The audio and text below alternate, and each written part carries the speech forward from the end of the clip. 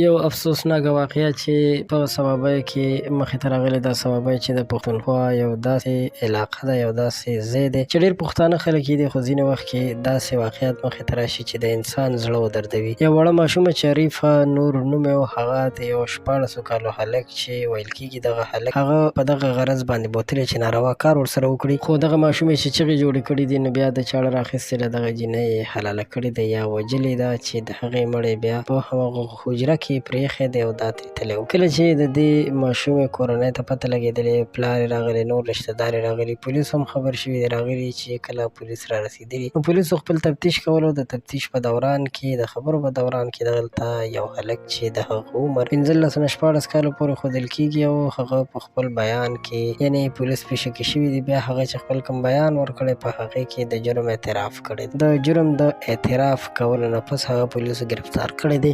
د هغه نه د قتل آله هم برآمد کړې ده او هغه اوس مهال د پولیسو په ولقه کې دی. د عریف نور کورنۍ د پولیسو ډېره شکریه ادا کړې چې وخت باندې مجرم ونیو، خو اوس هغوی د دې منتظر دي چې هغه د عدالت نه برې نه شي او هغه ته داسې سزا ورکړل شي چې نور خلک د دې نه عبرت واخلي. یقینا چې د ظلم انتها ده، انتهایي ډېر لوی ظلم شوی دی. یو ماشومه چې د هغې 15 یا 6 کاله عمر وي، نو دا به څه عمر وي؟ هغه په څه باندې پوهېږي؟ په هېڅ باندې هم نه پوهېږي او بیا دومره ظلم ورسره کېږي چې هغه ووژل کېږي. نو یقینا داسې مجرمانو ته سخته سزا ورکول پکار دي. د دې واقعې په اورېدو باندې موږ هم ډېر زیات خفه شو. د ویډیو د کتلو مو یو جهان مننه. خپل نظرونه راسره ضرور شریک کړئ چې داسې خلکو ته کوم قسم سزا ورکول